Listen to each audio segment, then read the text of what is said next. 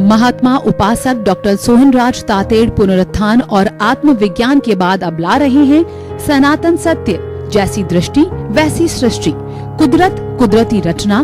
भाई और बहनों, मातृशक्ति को नमन। स्टूडियो में आपका हार्दिक स्वागत है, अभिनंदन है, सत्कार है। सनातन सत्य, यूनिवर्सल ट्रुथ, दृष्टि विज्ञान, सार्वभौम सत्य, जैसी दृष्टि वैसी सृष्टि के अंतर्गत हम आपको नए नए एपिसोड्स के माध्यम से आपको शिक्षा देना चाहते हैं, आपको सूत्र देना चाहते हैं, आपको टिप्स देना चाहते हैं, ताकि कि आपका जीवन भव्य बने, आप एक अच्छे इंसान बनो, आप एक होलिस्टिक इंसान बनो और आप जो है एक परोपकारी इंसान बन करके स्वयं को अच्छा बनावें और समाज के लिए उपयोगी बने। तो ये सारा कार्य हम अलग अलग विषयों के माध्यम से करते हैं। तो आज का जो हमारा विषय है कि जे ब्रह्मांडे जे पिंडे ते ब्रह्मांडे, इसका अर्थ ये हुआ कि जो पिंड में है वही ब्रह्मांड के अंदर। पिंड शरीर को कहा जाता है और ब्रह्मांड इस पूरे विश्व को कहा जाता है। दोनों का हम अलग अलग विवेचन करते हैं कि ब्रह्मांड किसे कहते हैं। ब्रह्मांड जगत को कहते हैं, दुनिया को कहते हैं, संसार को कहते हैं, वर्ल्ड को कहते हैं, पृथ्वी को कहते हैं।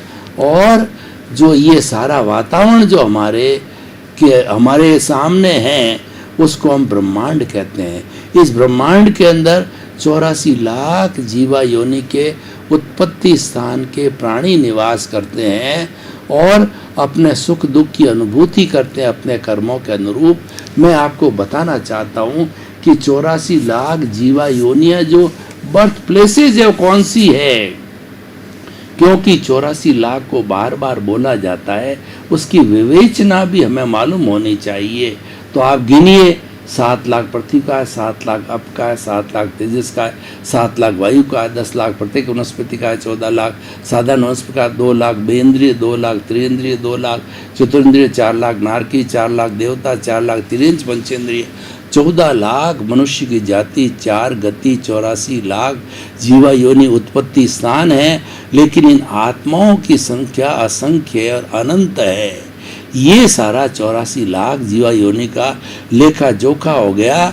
और एकेंद्रिय, द्विइंद्रिय, त्रिइंद्रिय, चतुरिंद्रिय, पंचेंद्रिय, इनके वर्गीकरण के अंदर 5 इंद्रिय तक के लोग होते हैं और नरक गति, तिरंज गति, मनुष्य गति और देव गति वाले होते हैं। और अगर मुक्ति की बात करें तो मोक्ष के अंदर अशरीरी जीव जो है भगवान के रूप में होते हैं। तो इस तरीके से ये सारे चेतन तत्व है, न तो एक चेतन तत्व घटता है न बढ़ता है भूत में भविष्य के अंदर, वह हमेशा रहते हैं। और मात्र जो है इसके अंदर रूपांतरण होता है कि नरक गति वाला तिरंज में, तिरंज वाला नरक गति, तिरंज गति, मनुष्य गति, देव गति, 4 गतियों के अंदर ये घूमते रहते हैं। और 5 इंद्रियों के अंदर 4 गतियों में 84 लाख जीवा योनि में घूमते रहते हैं। लेकिन किसी भी चेतन तत्व का अस्तित्व समाप्त नहीं होता है। तो ब्रह्मांड में एक तो चेतन तत्व हो गया, ब्रह्मांड के अंदर दूसरा तत्व होता है, वह पुद्गल परमाणु मैटर होता है, वह जड़ होता है। और दोनों अपनी जगह शाश्वत है। और सारा ब्रह्मांड जो बना हुआ है ये जड़ और चेतन से बना हुआ होता है। चेतन का मैंने बताया कि असंख्य चेतनामय परमाणुओं के पिंड को हम आत्मा कहते हैं। आत्मा सुख दुख की अनुभूति करता है, फीलिंग करता है, प्रजनन करता है, ग्रोथ होती है। उसमें 9 तरह की करैक्टरिस्टिक्स होती है जिसको कि विज्ञान ने कॉन्शियसनेस के रूप में स्वीकार किया है। अब दूसरा जो जड़ तत्व है वह जो है वर्ण वाला, वर्ण गंध रस स्पर्श वाला होता है और गलन मिलन धर्मा होता है। आज हमारे भौतिक विज्ञानियों ने कुल 116 तरह के तत्वों की खोज निकाली है। और सारे तत्व जो होते हैं वो पुद्गल कहलाते हैं, वो मैटर कहलाते हैं और वो जड़ पदार्थ कहलाते हैं और वो गलन मिलन धर्मा है। आज जो सोना है वह टूट करके अभ्रक बन जाता है, बोर्डल बन जाता है, मिट्टी बन जाता है, चांदी बन जाता है। एक ही आपस के अंदर ये जड़ टूट करके फिर जड़ बन जाता है और इसकी ये साइकिल चलती रहती है। इधर जड़ की साइकिल चलती है और उधर जो है चेतन की साइकिल चलती है। जड़ का, परमाणु का छोटा से छोटा जो पुद्गल का जो अंश होता है वह परमाणु कहलाता है। भगवान महावीर ने कहा कि परमाणु होता है वो नॉन डिस्ट्रक्टिबल होता है, वो नॉन डिविजिबल होता है, वो प्राणु विशुद्ध, वह परमाणु विशुद्ध होता है, ना किसी को रोकता है, ना किससे रोकता है, ना किसी भी विज्ञानी की दूरबीन के अंदर वो दिखाई देता, वो शाश्वत तत्व होता है। जब एक परमाणु दो परमाणुओं से मिल जाता है, द्विपरमाणु होता है, फिर चार परमाणुओं से चार परमाणु वाला, 8 से 8 परमाणु वाला होता है, तो वो सब जो है आपस के अंदर जो है मिलते रहते हैं और अशुद्ध हो जाता है। एक परमाणु स्वयं अपने आप में होता है, वो विशुद्ध होता है। जैसे चेतन अपने आप में ऑलरेडी जो है ये अशुद्ध हुआ होता है इस जड़ की वजह से, और जब सारे जड़ को समाप्त कर दिया जाता है और प्योर 24 कैरेट का सोना होता है तो शुद्ध अवस्था में होता है। तो ये दोनों शाश्वत चीज़ है, जड़ और चेतन। और ये न जड़ कभी चेतन नहीं हो सकता, चेतन कभी जड़ नहीं हो सकता। चेतन का एक भी गुण है जड़ में नहीं है, जड़ का एक भी गुण चेतन में नहीं है। आपस में यौगिक होते हैं, मिश्रण होते हैं और जुड़ते रहते हैं, चलते रहते हैं। दोनों का काम एक दूसरे से चलता रहता है। चेतन बिना जड़ के जो है वो अकेला नहीं रह सकता, उसको जड़ का सहारा लेना पड़ता है। ये जड़ है, कर्म है। ये कहते हैं कि आपने मुझे तान करके लाए हो, मैंने तो आपकी जो कोई थी गरज नहीं की थी, आपने आपके मन वचन काया ने मुझे टाना और मैं आपके पास में आया। तो इस तरीके से चेतन का सारा कार्य है वो जड़ के बिना, पुद्गल के बिना नहीं चलता है। हमारा ये जो शरीर है वो मिश्र चेतन है, क्योंकि चेतन प्योर अवस्था में तो सिर्फ मुक्ति में रहता है, वह सिद्ध शिला के अंदर रहता है, और बिना जो है वह जो है चेतन, शरीर बिना चेतन रह नहीं सकता।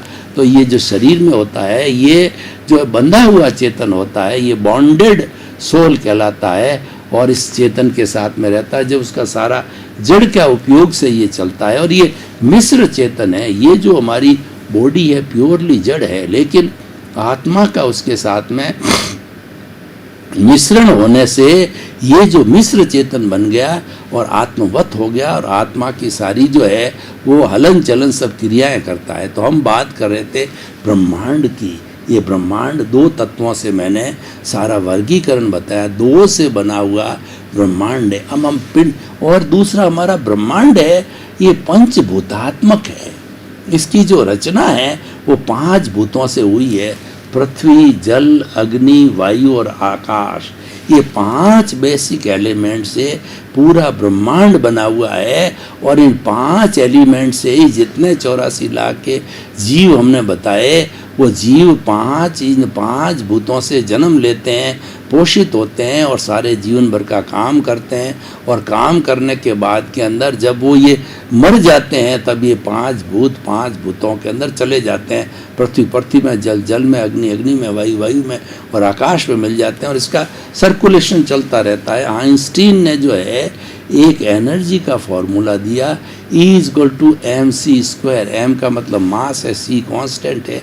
यानी इस पूरे ब्रह्मांड की जो एनर्जी है भूत में, भविष्य में, वर्तमान के अंदर स्थिर रहती है, कभी घटती बढ़ती नहीं है, और मात्र रूपांतरण होता है। ठोस द्रव में बदलता है, द्रव गैस में बदलता है, गैस वाइब्रेशंस में बदलती है, और ये सारा ब्रह्मांड वाइब्रेशंस वाला है। एक परिंदा भी जब पर मारता है तो पूरा ब्रह्मांड जो है प्रभावित होता, हमको दिखाई नहीं देता। और जिन्होंने फिजिक्स पढ़ी है वो जानते हैं साइनोसोडल वेव्स और sine theta, cos theta, wave length, frequency इत्यादि के द्वारा सारा ये संसार का वाइब्रेशन का जगत चलता है। और उन्हीं वाइब्रेशन से जो मैं आपके सामने बोल रहा हूँ, उन्हीं वाइब्रेशंस के माध्यम से वो चीज़ जो है यहाँ से रूपांतरण होकर के मेरे शब्द आपको टीवी के अंदर, आपको मोबाइल के अंदर या अलग अलग और भी माध्यम के अंदर आपको जो है सुनाई देते हैं। भगवान महावीर को हुए 2500 साल से ज़्यादा समय हो गया है,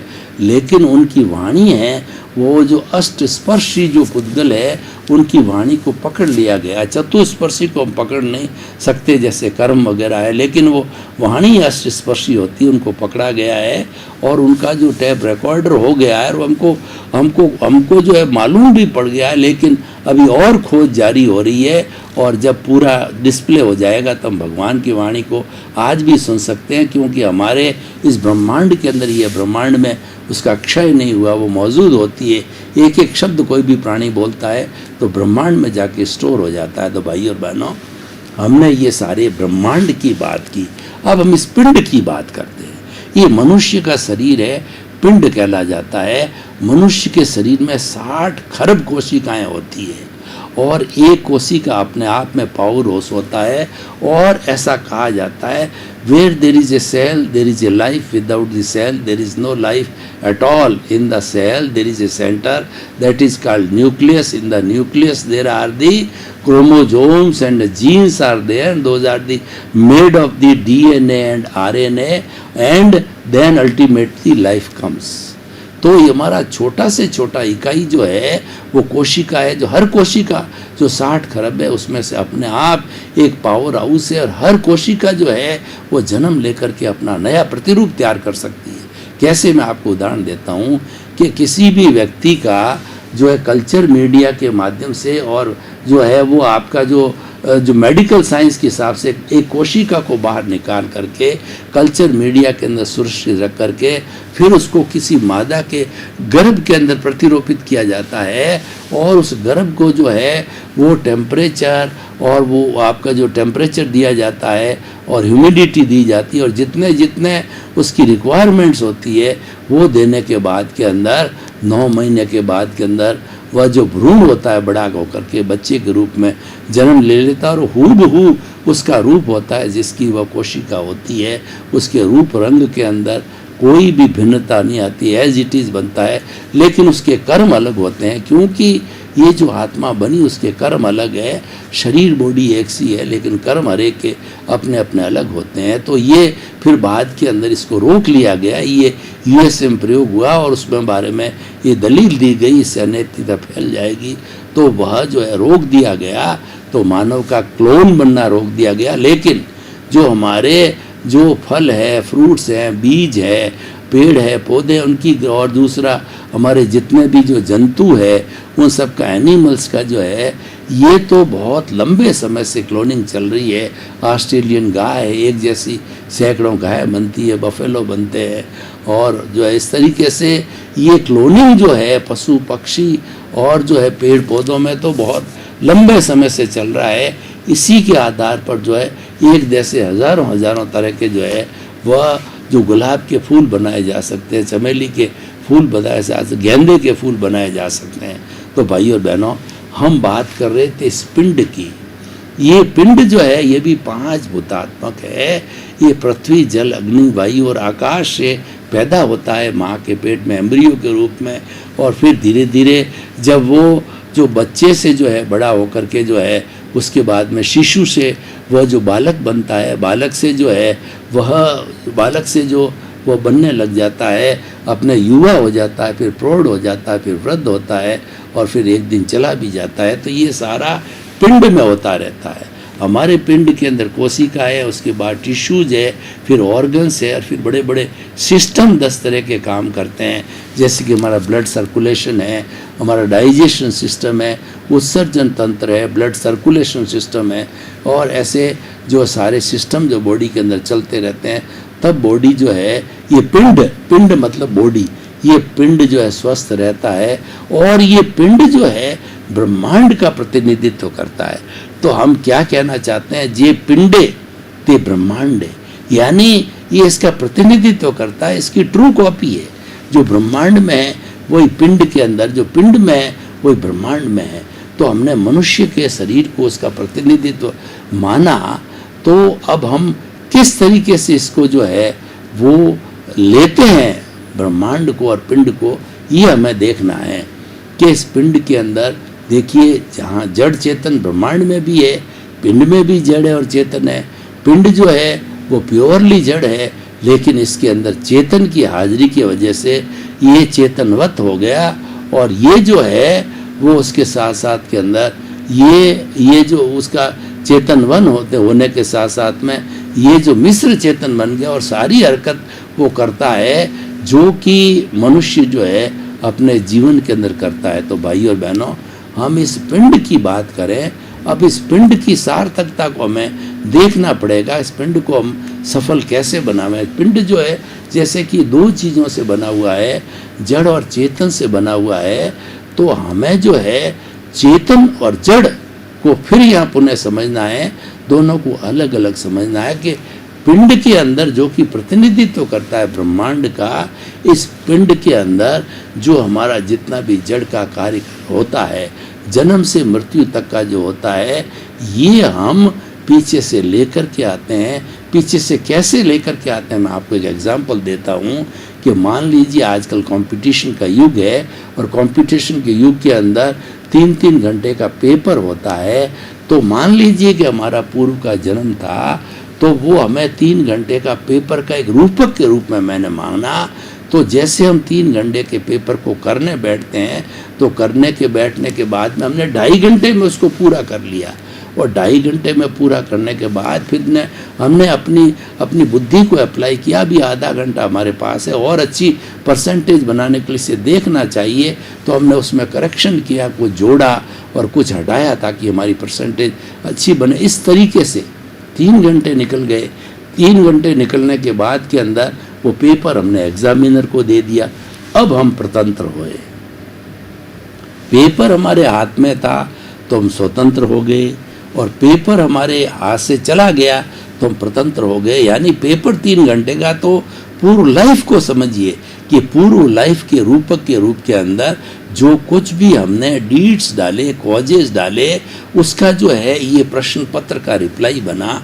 अब वो एग्जामिनर जैसे जैसे जो है वो हमको कहना चाहिए मार्किंग करेगा, रिजल्ट देगा, वो ये जन्म हो गया। यानी पूर्व जन्म में इस पिंड ने जो जो भाव डाले थे, अच्छे या बुरे भाव डाले थे, एक भाव को हम कॉज कहते हैं। और प्रकृति का नियम होता है कि कारण बिना कार्य नहीं होता है। Without the cause there is no effect at all. जो हमारा ये जन्म है वो पिछले जन्म के कॉजेस के कारण इफेक्ट रूप में शरीर मिला है। तो जो है हम जब स्वतंत्र हो गए, तो स्वतंत्र होने का अर्थ ये हुआ कि अब जो रिजल्ट हमको दिया गया है, यानी पूर्व जन्म के जो भाव कर्म है, इस जन्म में द्रव्य कर्म रूप में बदल करके और हमारे को ये पिंड मिला है जो कि पिछले जन्म के कर्मों के भुगतान के लिए मिला है। तो इसलिए पिंड को समझने के लिए आप अच्छी तरह से समझ लें कि ये मन वचन काया रूपी ये सोहन राज का पुतला है। ये पूर्व जन्म के कर्मों के भुगतान के लिए बेसिकली इसका केवल एक ही काम है, इसके लिए ही मिला है। उसमें आप स्वतंत्र हो, आप जन्म लेते हो, तो जन्म लेने के बाद में वही माता, वही पिता, वही भाई, वही पत्नी, और जो वही धंधा करना, आपको कोई स्वतंत्रता नहीं है। उसके अंदर आप बदल नहीं सकते, करेक्शन नहीं दे सकते, क्योंकि करेक्शन देने की स्थिति आपकी पहले थी और आपने दिया। जब आपको अच्छे रिजल्ट मिले, और अच्छे रिजल्ट का मतलब ये मनुष्य जन्म मिला, आपको अच्छा हुआ, लेकिन अब बदलने की कोई गुंजाइश नहीं। वो एग्जामिनर के हाथ के अंदर कॉपी चली गई है। अब तो उस रिजल्ट को भुगतना है, यानी ये सारा भुगतान है, ये उदय और प्रारब्ध है। तो आप चिंता क्यों करते हो, आप इसके साथ क्यों उलझते हो? जब किसी चीज़ में हम स्वतंत्र नहीं हैं तो उसको स्वीकार करो, और उसको स्वीकार करने से हमें दुख में से सुख निकालने की कला आ जाती है।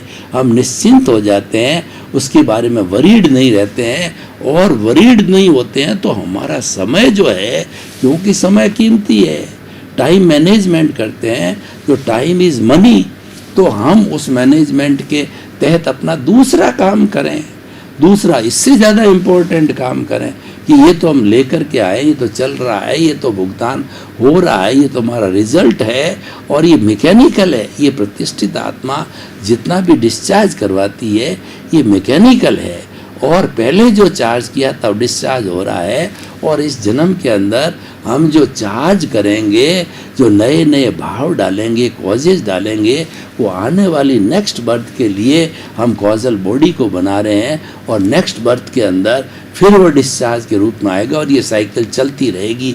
ये सारा इस पिंड का विवरण है।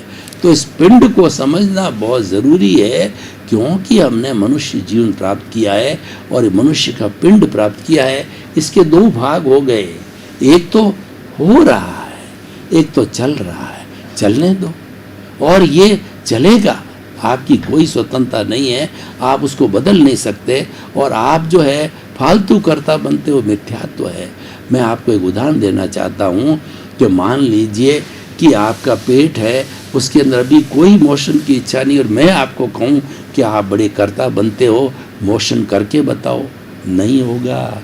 और जब मोशन फास्ट आएगा, 1 सेकंड मैं कहूँगा रुकिए, आप नहीं रुकोगे, आप भाग के जाओगे टॉयलेट के अंदर, क्योंकि वो उदय है, वो प्रारब्ध है।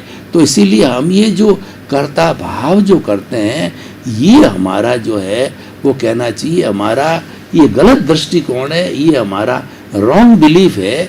हम कर्ता हो ही नहीं सकते, हमको कर्ता बनना नहीं चाहिए। इसलिए हमको जो है नो ऑनरशिप, नो डूअरशिप। हमें इस पिंड को क्या करना है, ये जो सब चल रहा है, तो इसके चलते रहते क्या करना, हमको 5 आज्ञा का पालन करना है। 5 आज्ञा ही मोक्ष है, 5 आज्ञा ही भगवान है, 5 आज्ञा ही प्रभु है, और 5 आज्ञा ही मुक्ति में ले जाने वाली है। तो मानव जीवन के पिंड को अच्छी तरह से समझो कि आप कर्ता मत बनो, नो डूअरशिप, नो ऑनरशिप, आप निमित्त बनो।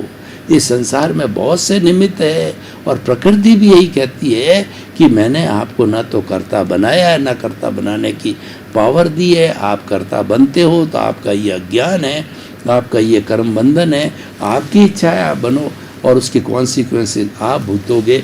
हम कर्ता बनने से नए कॉज डालते हैं, कर्ता बनने से जो है हमारे और कर्मों का बंधन होता है। इसीलिए न स्वयं कर्ता बनो, न इस दुनिया के किसी भी प्राणी को कर्ता मानो। कर्ता व्यवस्थित शक्ति है, साइंटिफिक सर्कमस्टेंशियल एविडेंस जो है वही संसार को चलाने वाली है, वही जगत का नियत है। ये पिंड को समझना है। पिंड में कुछ ऐसे सूत्र लागू करो ताकि कि आपका जो है संतुलन बना रहे। देखिए कि इसका हमारा जो वर्तमान का जो जीवन है, इसको सुखी जीवन बनाना है या दुखी बनाना है, क्योंकि सुख और दुख का जोड़ा है। अगर आपने दुख को की भुगतने की कला सीख ली, दुख में से सुख निकालने की कला सीख ली, तो ये पिंड आपको कोई तकलीफ नहीं देगा और आराम से जीवन यापन करता रहेगा। आपको संतुलन बिठाना पड़ेगा। हो रहा है होने दो, चल रहा है चलने दो, उसकी तरफ ध्यान देने की जरूरत नहीं है, और उसकी तरफ जो है उसकी उपेक्षा करो, उसके साथ जुड़ो मत, क्योंकि वो तो राग द्वेष से बना हुआ है। वो कॉजल बॉडी है, वो कार्बन शरीर है, और वो लिंग शरीर है। अगर हम उसके साथ में जुड़ेंगे, जो कि हम पिछले जन्म से ये टेप लेके आए, तीनों मन वचन काया की बैटरियाँ लेकर के आए हैं, तो ये बैटरियाँ खुल रही है बचपन से लगा के। जब हम बालक बनते हैं, फिर युवा बनते हैं, फिर हम शादी करते हैं, फिर प्रौढ़ बनते हैं, मन वचन काया की तीनों बैटरियाँ खुलती जाती है और अपने हिसाब से खुलती है। आपने कभी फिल्म देखी होगी भाई और बहनों, 2-2.5 घंटे की, तो फिल्म बार बार अलग अलग जगह दिखाई जाती। फिल्माई तो एक बार ही जाती है, जिसमें हीरो होता है, हीरोइन होता है, विलियन होता है। तो विलियन जो है वह भी हीरोइन से प्रेम करता है, हीरो तो करता ही है। विलियन उसको पाना चाहता है, उठा के ले जाता है, लड़ाई होता है, झगड़ा होता है, और इस तरीके से फाइट होने के बाद में पुनः जो है वो हीरोइन हीरो के पास आ जाती है।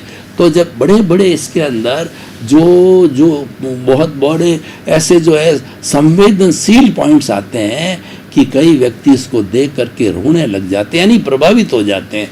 वो तो जड़ है, वो तो फिल्म चल रही है, उसमें क्यों प्रभावित होते हो। ठीक उसी तरीके से हमारा जो भुगतान चल रहा है, वो तो शरीर इसके लिए मिल रहा है, वो तो भुगतान चलेगा, इसको चलने दो, उसके साथ जुड़ो मत। आप तो अपना समय दूसरी जगह लगाओ। वो है पिंड को जानने का रियल पुरुषार्थ है वह दृष्टि विज्ञान है। अब मैं रियल पुरुषार्थ पे आता हूँ कि हमारे दो तरह के पुरुषार्थ होते हैं, एक तो रियल पुरुषार्थ और रिलेटिव पुरुषार्थ। जितनी हमारी अच्छी क्रियाएं हैं, यानी हमारे एक तो होता है कि जो है वो हमारा अशुभ भाव, भाव से ही सब कुछ नियंत्रण होता है। भाव का मतलब प्रतिष्ठा करने वाला, जो प्रतिष्ठा करने वाला होता है भाव होता है, ओस डालने वाला भाव होता है, और भाव है हमारी चेतन की सत्ता है। और जब वो डाल देती है तब वो जड़ बन जाती है, उसके बाद स्वतंत्र हो जाती है और वो भाव के रूप में रहती है जब स्वतंत्र है, क्योंकि वह जो है चेतन की सत्ता है। तो चेतन के ऊपर जड़ के कानून लागू नहीं आते, चेतन स्वतंत्र होता है, जड़ स्वतंत्र होता है। तो जब वो कॉजेस डाल देता है तो स्वतंत्र हो जाता है। तो ये बात बड़ी समझने की चीज़ होती है कि आप जो है वह अपने भाव पक्ष के जो है के साथ में रहो और भावों को आप जो है शुद्ध भावों को डालो। मैं अभी बात कर रहा था अशुभ भाव भी लोग डालते हैं, अशुभ भाव डालने से उसके रिजल्ट तो अशुभ भी आएंगे। आपके जीवन में दुख ही आना है, आपके जीवन में पाप का उदय आना है, तो आप इच्छा भी क्यों करते हो। अब शुभ भाव की बात करें, शुभ भाव धार मन वचन काया से जुड़ी हुई हर अवस्था मात्र कुदरती रचना है, जिसका कि बाप भी रचने वाला नहीं है, और वह नियत है, वह जड़ है, और वह सारा उदय भाव है, वो सारा प्रारब्ध है। तो ये सारी अवस्था जो है हमारी चलती रहती है। इसीलिए कहते हैं कि स्थूल संयोग, सूक्ष्म संयोग, वाणी के संयोग सब पर हैं, पराधीन है। ये ज्ञान मेरे हृदय में संस्थापित रहे, कोई दखो दखल करूं नहीं, और शुद्ध आत्मा अनुभव के सिवाय इस संसार की कोई विनाशी चीज मुझे नहीं चाहिए। हम ऐसा संकल्प करते हैं, ये शुद्ध भाव है। और मन वचन काया की जितनी भी क्रिया है, अच्छी क्रिया है, और शुभ भाव अच्छा है, आप करिए, कोई रोक नहीं रखता है। लेकिन इस पिंड को समझने की हम बात कर रहे हैं कि ब्रह्मांड को तो बहुत समझ लिया, और ब्रह्मांड का प्रतिनिधित्व हम कर रहे हैं। ब्रह्मांड तो बहुत बड़ा है, उस ब्रह्मांड को कितना समझेंगे और समझने से क्या होगा, वो हम अपने आप को समझेंगे। जब भला होने वाला, जब अपनी खोज करेंगे तब हमारा भला होगा, और मैं कौन हूँ जानेंगे जब आप इसको मुक्ति के अंदर सिद्ध बुद्ध जो, और सिद्ध बुद्ध बनाने की जो इसका हमारा लक्ष्य है उसकी तरफ ले जाएंगे। तो भाई और बहनों, हम बात कर रहे थे शुभ भाव की। मन वचन काया से जुड़ी हुई जितनी भी क्रियाएं हैं, चाहे समाई करो, संवर करो, त्याग करो, पचखान करो, साधु बनो, बड़ी बड़ी तपस्याएं करो, कोई भी धार्मिक क्रिया करो, अच्छी है। भाई और बहनों, आपका बहुत बहुत धन्यवाद। आप हमारा ये सनातन सत्य कार्यक्रम बराबर देखते रहिए। सनातन सत्य कार्यक्रम में यूनिवर्सल ट्रुथ मिलता है, सार्वभौम मिलता है, अल्टीमेट ट्रुथ मिलता है, अंतिम सच्चाई मिलती है। और अंतिम सच्चाई को कौन नहीं जानना चाहेगा, क्योंकि मानव जीवन है, मनुष्य का शरीर है, वो रीजनिंग करता है कि what is the ultimate truth, he wants to know it, और वो हम आपको बड़े साधारण तरीके से दे रहे हैं। इसीलिए आप हमारे साथ जुड़े रहिए, और जो है सर्वे भवन्तु सुखिनः, सर्वे सन्तु निरामया, यही हमारा उद्देश्य है। हमारा उद्देश्य जगत कल्याण करने का है। इसी क्रम में आपका जीवन आनंदमय हो, मंगलमय हो। आपके प्रति बहुत बहुत शुभ।